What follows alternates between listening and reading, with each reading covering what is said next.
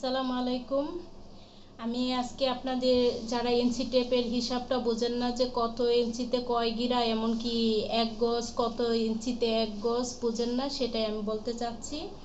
আপনার 36 ইঞ্চিতে এক গজ, 36 ইঞ্চিতে এক গজ, 36 ইঞ্চিতে এক গজ হলে আমার গিরা আসে 16 গিরা। 16 গিরাতে হয় এক গজ, এমনকি 36 ইঞ্চিতে এক গজ, 16 গিরা এক গজ। তখন হাফ গজ হিসাব করলে 36-এর অর্ধেক 18 ইঞ্চি, 18 ইঞ্চিতে আপনার হাফ গজ। হাফ গজের অর্ধেক আপনার হাফ গজে আসতেছে আপনার 8 গিরা। হাফ গজে 8 গিরা, 18 ইঞ্চিতে 8 গিরা। হাফ গজের অর্ধেক হলো আপনার 9 ইঞ্চি, 9 ইঞ্চিতে আসে 4 গিরা। 4 গিরা 9 ইঞ্চির অর্ধেক 4.5 ইঞ্চি, 4.5 ইঞ্চিতে আসে আপনার 2 গিরা।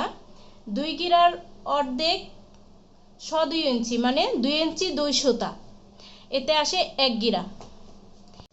1 গিরা সমান সমান 2 ইঞ্চি 2 সুতা। এই 2.5 ইঞ্চির হিসাব লাস্ট এটাই বুঝলাম যে 2.5 ইঞ্চি, এই 2.5 ইঞ্চি 2 ইঞ্চি 2 সুতা হিসাব করলেই আমরা যদি এভাবে আগায় যান 1 গিরা 2 গিরা 3 গিরা 4 গিরা এভাবে সামনের দিকে আগান, তখনই আমরা 8 গিরা 10 গিরা 12 গিরা এমনকি 16 গিরার হিসাব পেয়ে যাব, এমনকি এক গজের হিসাবও পেয়ে যাব।